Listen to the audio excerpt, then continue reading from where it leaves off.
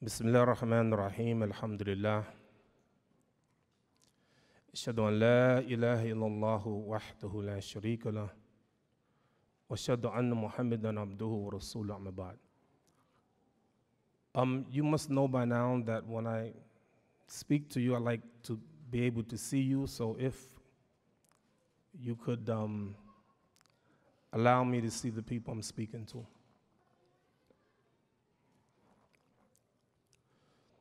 Brothers and sisters, whenever a messenger of Allah come,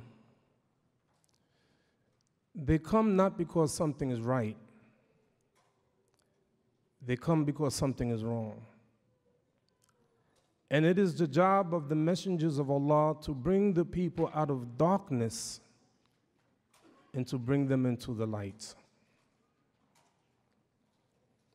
Allah put a heavy burden on us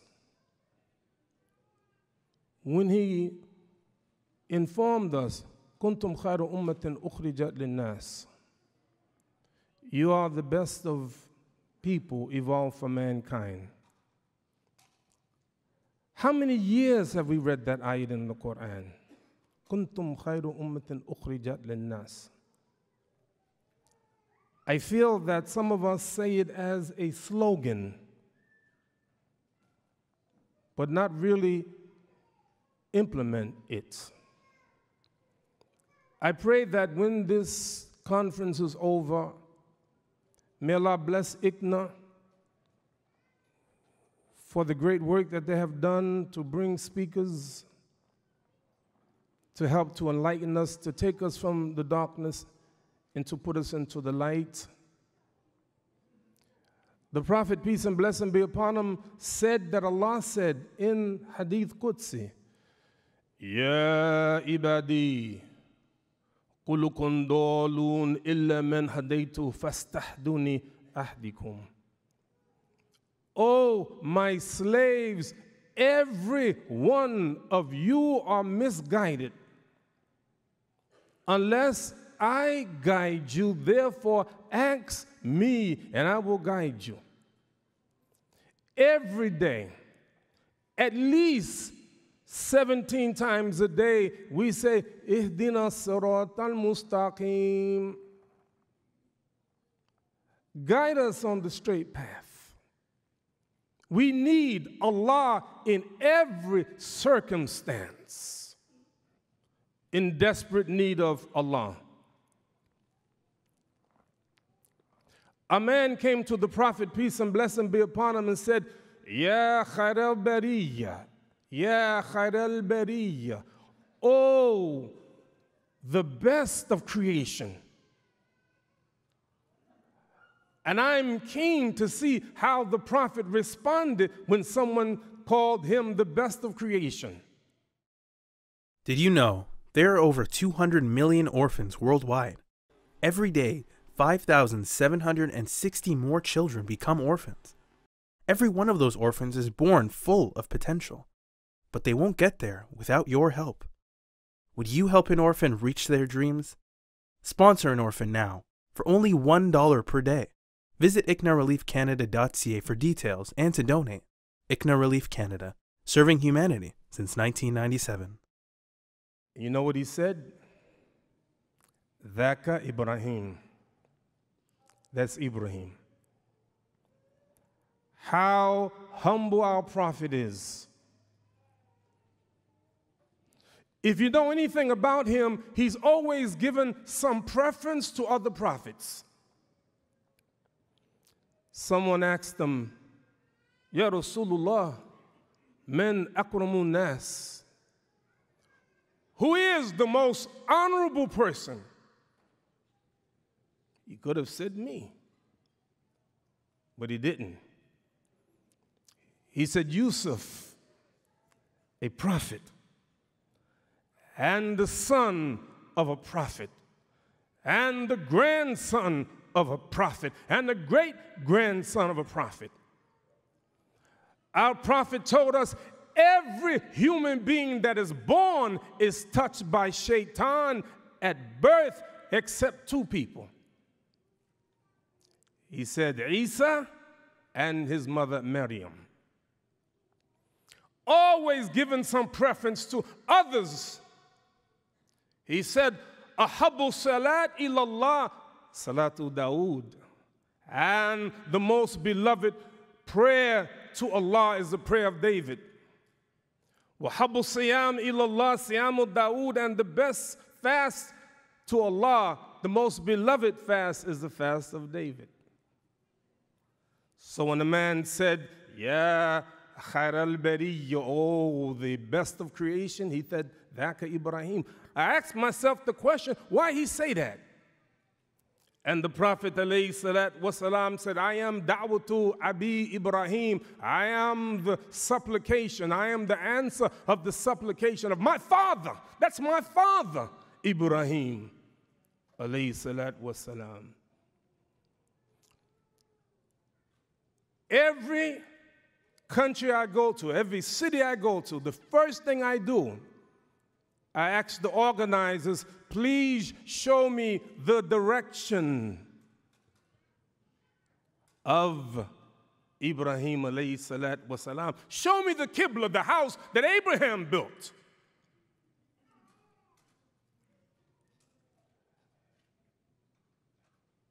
There was a televangelist named John Hagee, very famous. He was giving a speech, and I was listening to the speech, and he said, he's quoting from the Bible, Genesis, the 12th chapter, and the 3rd verse. And then he said, I quote, God said, whoever curses Israel, God will curse. And whoever blesses Israel, God will bless. Now, I said, wait a minute, I used to be a Christian. I read the Bible. I don't ever remember seeing that. So I got a Bible. I said, okay, maybe I missed it. And I went to where he said, Genesis, the 12th chapter, the 3rd verse. Allahu Akbar. Do you have any idea what it says? See, I'm like this. If you tell me something is somewhere, I'm going to check it out. You know what it said? Abraham, whoever curses Abraham, God will curse, and whoever bless Abraham, God will bless. Allahu Akbar. You pray every day. I started, you finish. You say this in every prayer. Allahumma salli ala Muhammad wa ala ali Muhammad kama sallaita ala Ibrahim wa ala ali Ibrahim innaka hamidun majid. Why did you change it? What is it about Ibrahim alayhi salat wasalam? What is it about him? Do you know everybody gonna die? Kullu nafsin dha'iqatul maut. But we're gonna be resurrected.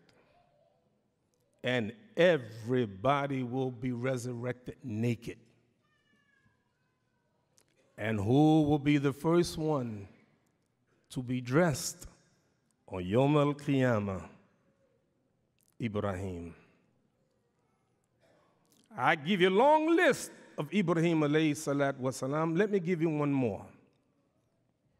In the Quran, Allah so often tells the Prophet what to say. And when the people said you should follow this and follow that, Allah told the Prophet, Bal millata Ibrahim hanifa wa ma kana min al-mushrikin. No, the religion of Abraham. The Prophet was told to follow the religion of Abraham. And Sheikh Abdullah Idris, I asked myself the question, why all of this about Ibrahim alayhi salat wasalam? In the Bible, you know, the Quran calls itself, Allah calls the Quran, musaddiqan lima bayna yadayhi min al-kitab. The Quran is a confirmation of the scripture that came before it. And I find so many things that's in the Quran, in the Bible. And one of the things that says the Bible that Abraham was the friend of God. I asked myself the question, why did the Prophet, peace and blessing be upon him, when a man came and said, Ya khairal bariyya, why he said that to Ibrahim? And I found the answer in the Quran. And this is what I'm going to talk about today. You see, brothers and sisters, I ain't about no, slogan. Yeah, we're the best ummah, we're the best ummah, blah, blah, blah. No, I want to be the best ummah. Because Allah said it. إِذِ ابْتَلَى إِبْرَاهِيمَ رَبُّهُ بِكَلِمَاتٍ فَأَتَمَّهُنَّ. And when we tested Abraham, he passed every test. That's it. Is this on? You know me, I like to walk. Tell me how to do it. It's on? This is on? No, it's not. It's not on. I got to do something. What I got to do?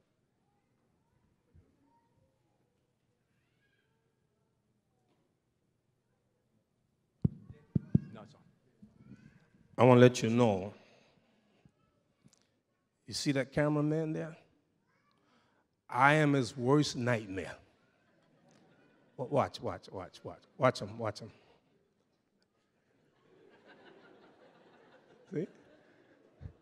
See, I'm going to tell you what he likes. He likes the speaker to stay right here. No, man, I don't know how to do that. You're here in Canada. I'm here there in America. We are a minority. 1/3 of the Muslim Ummah live in non-Muslim countries. Where do you find them? You find them in Canada, you find them in America, you find them in France, you find them in Germany, you find them in Sweden, you find them in Denmark, you find them all over. People say that the Muslims against the West. I beg your pardon, I am the West.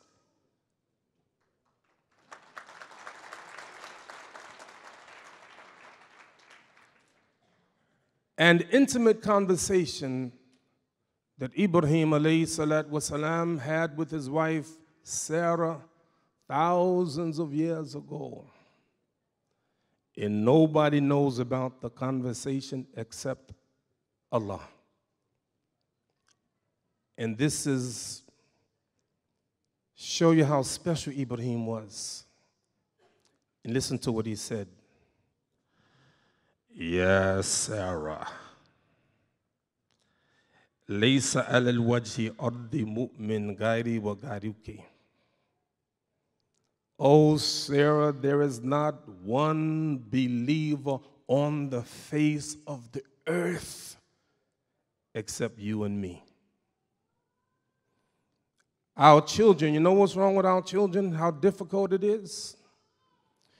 You don't know what it's like for them to be in a public school and the only Muslim in their class, the only Muslim in the school. And that is within the nature of human beings to want to be like everybody else. They don't want to be different. So they go into schools, they go into areas, and there's only a few Muslims. But Ibrahim alayhi salat wasalam, and his wife Sarah, at that moment, the only two believers on the earth. We are called upon in Canada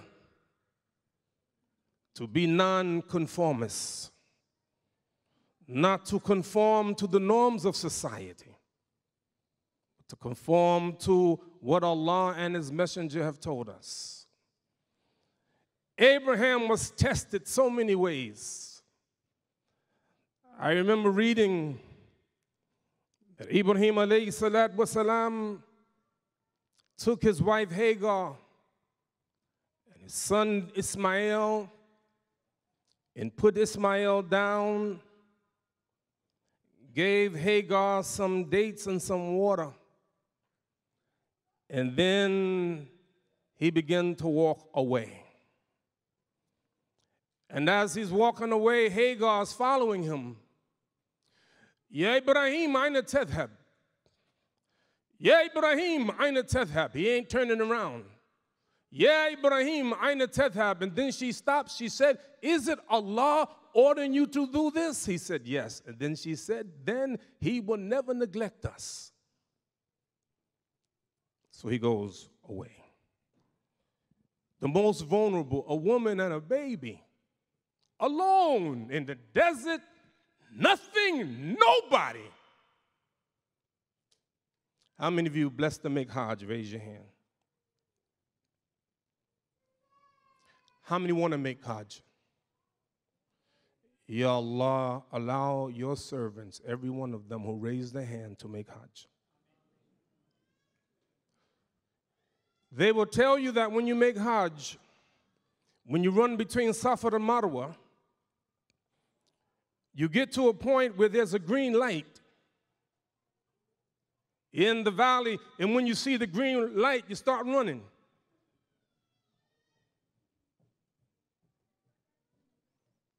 Why are you running? Because Hajj that we make is a reenactment of the real Hajj. قَدْ كَانَتْ لَكُمْ أُسْوَةٌ حَسَنَةٌ فِي إِبْرَاهِيمَ وَالَّذِينَ مَعَهُ. You have in Abraham a good example and those who followed him. Why the green light? It's to remind us when Hagar couldn't find any water, nobody, she running from Safa to Marwa, she looking for water, and all of a sudden she hears something, and then she looks the same place where Abraham put Ismail is the angel Jibril. Digging his heels in the ground. And all of a sudden the water shoots out. Water of Zamzam. When you go make Hajj, you know you're going to drink some Zamzam. You know it's there. But there was nothing there except her faith. Ibrahim passed all the tests that Allah gave him. And so the Prophet ﷺ said, Daka Ibrahim. One thing I can tell you for sure, every one of us are going to be tested. Tabarakalladhi biyadihi al-mulk wa huwa ala kulli shay'in qadir alladhi khalaqa al-mawta wal hayata liyabluwakum ayyukum ahsanu amala wa huwa al-azizu ghafur. Sheikh Abdullah, last year I went to Trinidad and Tobago. Have you been there? Trinidad and Tobago? And I was a bit concerned because of the airline that the brothers put me on, Caribbean Airlines. I was a little bit nervous. I'm admitting, I'm confessing. Delta Airline, American Airline, United Airline, Caribbean Airline. So we get on the plane, and all of a sudden, we hit an air pocket. I don't know, do you all fly? I have the greatest taqwa when I fly. I really do. You go way up there, you really think about Allah. Anyway, we hit an air pocket, and the plane started going down. It was serious. The flight attendants, some of them got hurt. And it was nerve-wracking. And after a while, the plane leveled off. And the pilot, he gets on the microphone and said, sorry, ladies and gentlemen, we hit an air pocket, and I want to let you know it could have been worse. I didn't feel good about that. What do you mean it could have been worse? But you get nervous. Recently, I went to London, British Airways, and the captain comes on. He said, ladies and gentlemen, I want to let you know in about 20 minutes we're going to hit an air pocket. Just put your belts on, your seat belts. Ain't no going to be no problem. It's no problem. Sheikh, when we hit the air pocket, I got to show you. I was good. Ain't nothing but an air pocket. Go. You know why?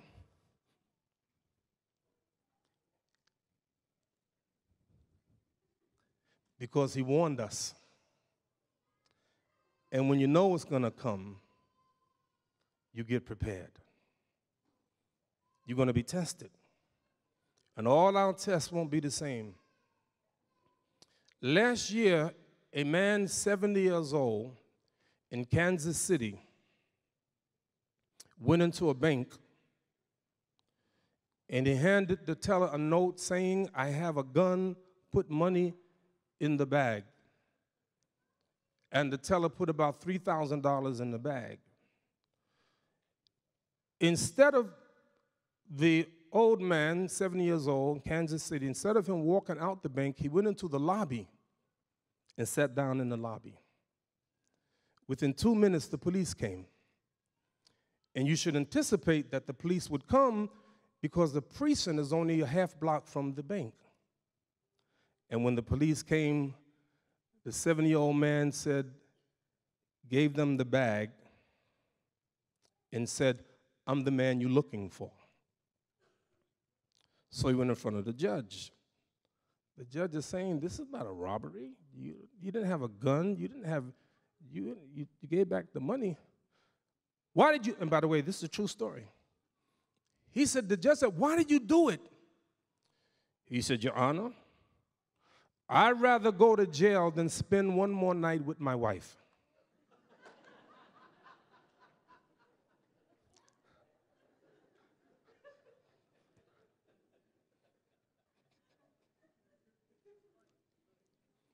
He just got sentenced recently. And you know, when you punish someone, the punishment should be suitable to the crime.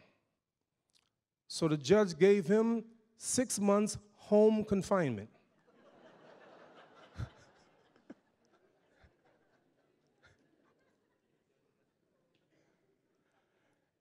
Just for the record, he reconciled with his wife. Brothers and sisters, we're going to be tested. That's why this life is Allah created us and all these tests for us. How you going to do with your tests when your tests come? This is the time of the Me Too movement. You heard from Linda Sarsour earlier, one of my favorite people in the world. May Allah bless her, her strength, her courage, her love for Islam. You know, I think it was maybe 1992, we witnessed the first African-American mayor of the city of New York, Mayor David Dinkins. And we knew him very well. We had a good relationship. He invited us to his house for dinner. And when David Dinkins, the first African-American mayor of New York City, told us that he had a conversation with his wife, Joyce. They've been married for over 30 years. And when he became the first African-American mayor, he said, "Joyce, aren't you proud that you married me, the first African-American mayor of the city of New York, rather than that construction worker you used to be interested in?" She said, "Dave, had I married that construction worker, he would have been the mayor of New York City." I'm just saying.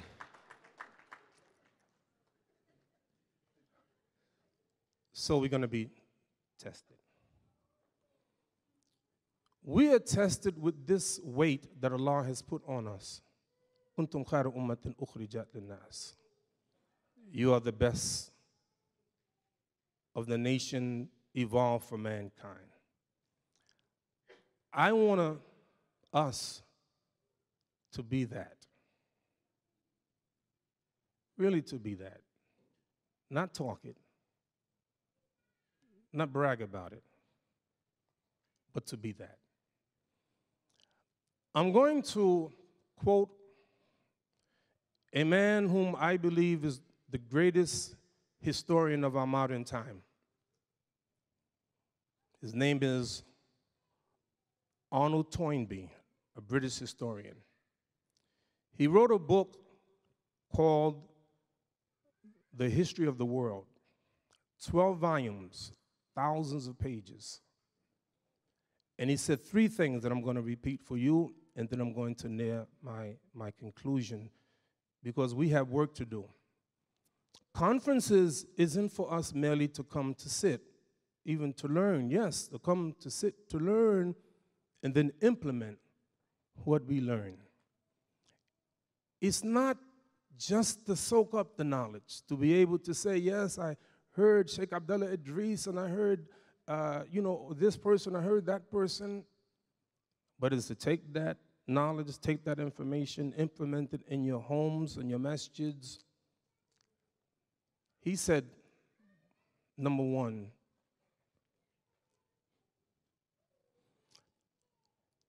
civilizations are not murdered, they commit suicide.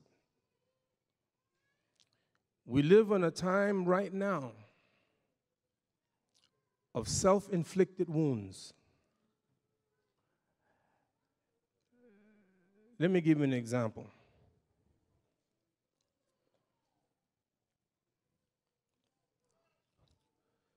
Two weeks ago, I found out that a masjid in Harlem was closing down. One masjid, and I was distraught. And I tried to convince them, you can't close a masjid. Sheikh, I don't care how many people come to your masjid, you can't close a masjid. We have to find a way. We have to find a way to keep it open. And they couldn't, and the masjid closed. One masjid, I'm distraught. Let me share this information with you.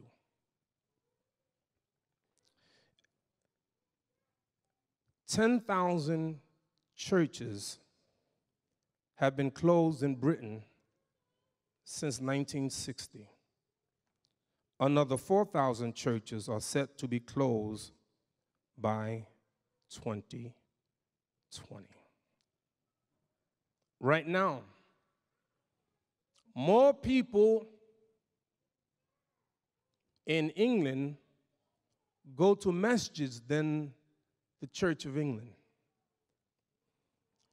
I was in Norway last week. In Norway, for the first time in the history of Norway, there are more atheists than Christians. All over the world, rising, atheism, people turning around, turning away from God en masse. While among the Muslims right now in Saudi Arabia, in Mecca, they're renovating Masjid Haram. It's due to be finished in 2020. It will be able to accommodate 3 million worshipers at one time. In Moscow, right now, they're building a masjid that would accommodate 60,000 worshipers. Everywhere you go in New Jersey, Patterson, New Jersey, the biggest masjid in Patterson, New Jersey, I know the Imam Katanani, that masjid used to be a synagogue. All over the West, the synagogues, the churches are closing down and the masjids are building up.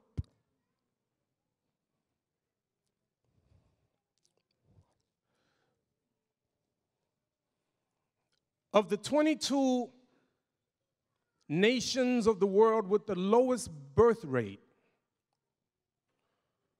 20 of them, 20 countries are in Europe. It is predicted by the year 2050, 60% of the Italians will have no brothers, no sister, no uncles, no aunts, no cousins. What's going on? Something is going on. I have more documentation. I won't belabor it. I think that you have the point. Number 2, Arnold Toynbee. You can look this up. This is one of the most scariest. He said, of the 22 civilizations that appeared, 19 of them collapsed when they reached the moral state that the United States is in now.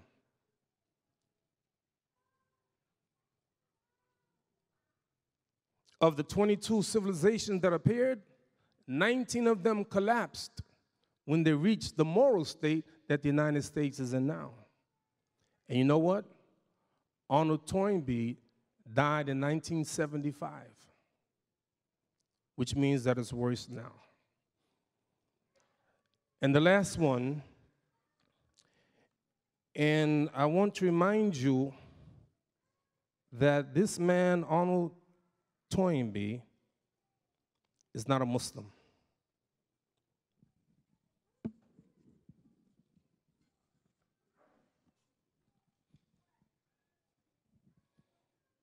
Listen to what he said. I want to read it because I want to make sure I quote him correctly. The solution to all international conflicts lies only in embracing Islam en masse, because Islam is the only religion that can transcend nationalism. I see with great dismay that nationalism is gaining grounds even among the bearers of the Quran.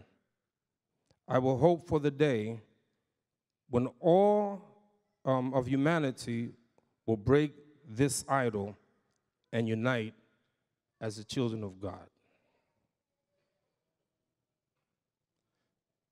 People know. You see people protesting against us, against Linda, against Imam Siraj. Don't ever worry about that. Because there are two kinds of people. There are people who hate Muslims but don't know why they hate them. Let me show you what the prophet said, peace and blessing be upon him.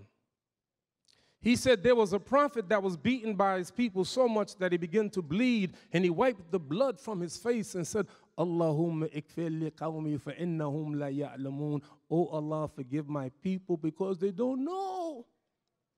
They don't know. Take it easy. They don't know. Aisha radiallahu anha, she asked the Prophet, Ya Rasulullah, hal ata alayka yawman kana ashadda min yawm Uhud? It was the day more difficult than the battle of Uhud.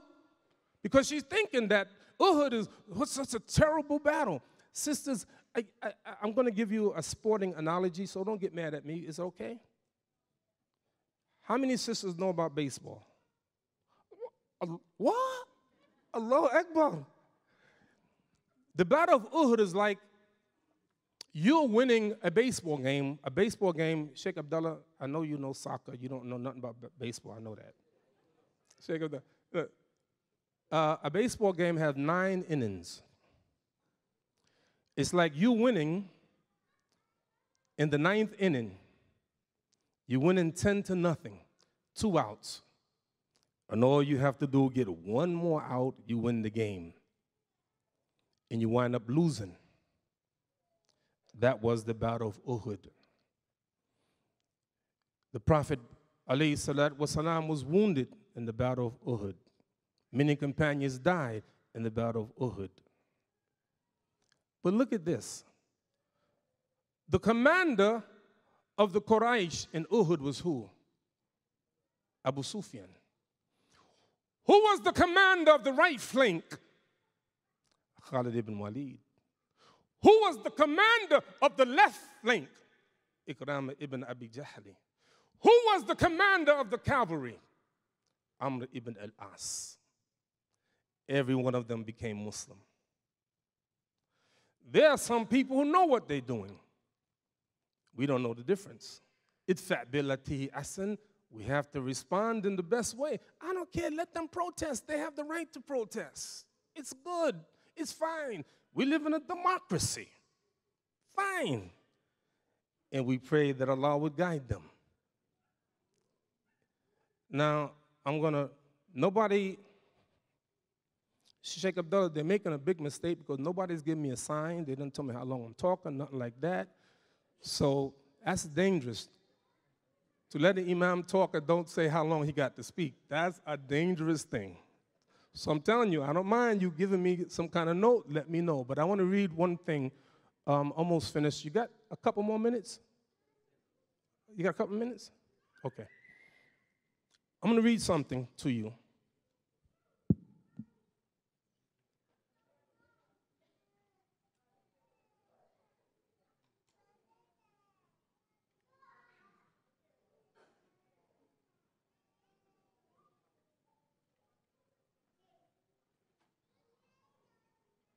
I'm going to read it. You can turn this one back on.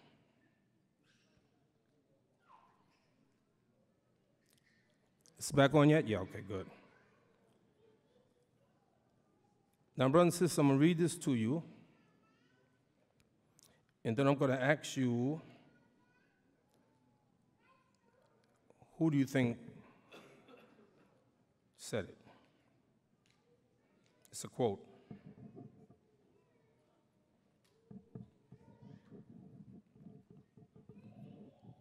Okay.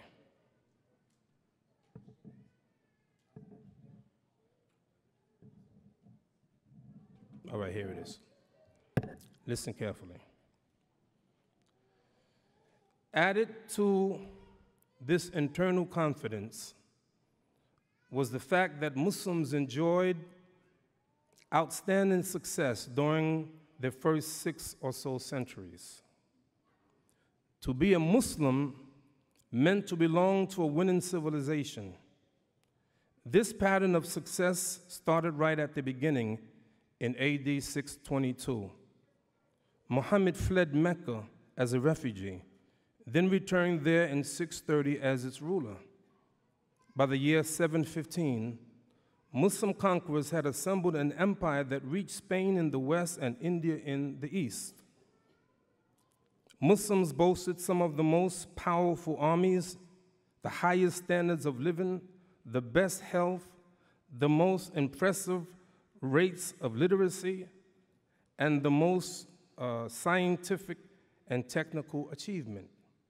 In the words of Martin Kramer, an historian who said, had there been Nobel Prizes in 1,000, they would have gone almost exclusively to Muslims. Who said that? Who said that? Who you think said that? Shockingly, this is a statement from Daniel Pipes.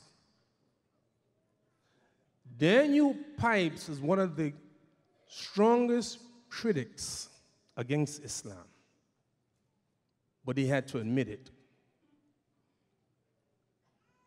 You see, the Prophet, peace and blessing be upon him, said in my conclusion, if people were given according to their claims, then some people will claim the lives and properties of others, and therefore the burden of proof is on the one who makes the accusation.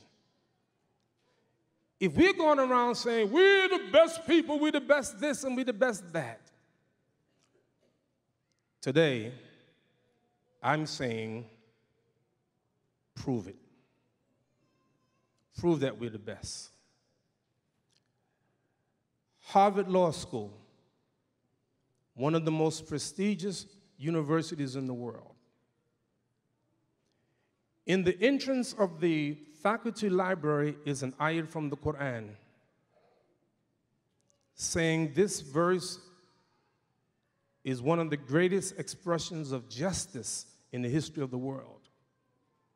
O you who believe, stand out firmly for justice as witnesses for Allah, even against your own self, or against your parents, or against your near relatives, against the rich and the poor. This is who we are. We can be a Muslim and say, whoever the person is, we're going to judge them. See, the problem isn't the Islam. The problem are the Muslims. The problem isn't the Quran. The problem is us. It's us. It's us. Most people, many non-Muslims will never read one verse of the Quran, not one hadith, but every one of them knows Muslims. They run into Muslims. In the public school, my schoolmate is a Muslim. My classmate is a Muslim. My doctor is a Muslim. My dentist is a Muslim. What will they see when they see us? To their credit, whenever they see a Muslim doing something that they're not supposed to do, a non-Muslim say, you're supposed to be a Muslim. Because they know what we're supposed to be. They know. You'd be surprised.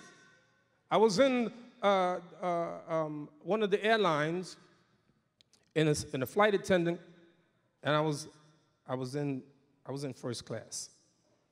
I'm saying that because I'll let you know I like first class. I admit it. So the flight attendant said, "Sir, would you like some wine?" I said, "Yes, I would like some wine, but I'm a Muslim and I can't drink it." I do that to draw people in, to have conversations with them about Ramadan, and so many conversations I have. Most of my da'wah is on the plane. Don't sit next to me on the plane. I remember once, Sheikh, I never forget this, but I'm the kind of person, I don't know, see if you like this. When I'm reading, I don't like people reading over my shoulder. Do you? So one day I'm on the plane, right? And I'm reading some Islamic literature. So the guy on my right, I saw him like peeping, wanted to see what I was reading. So I did like this.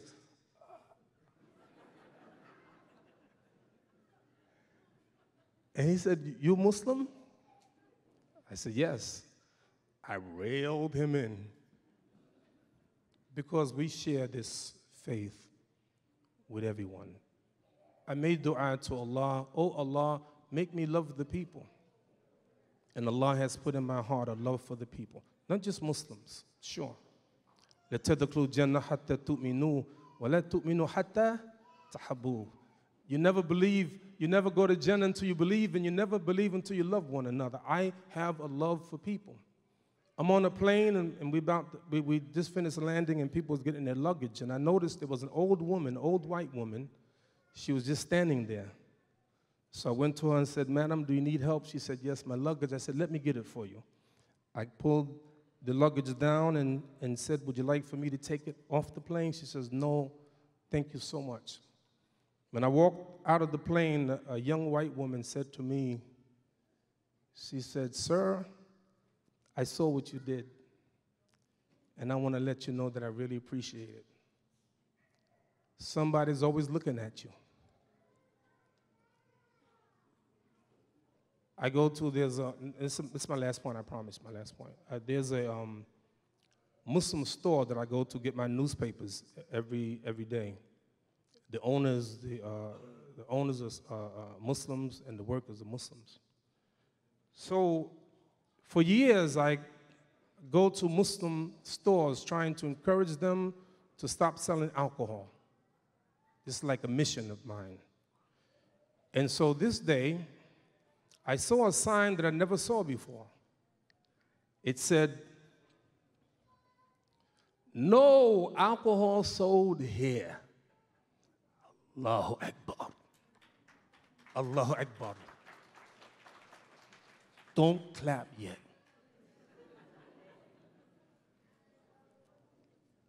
And then I looked a little closer. "No alcohol sold here on Sundays before 2 p.m. Let me tell you something.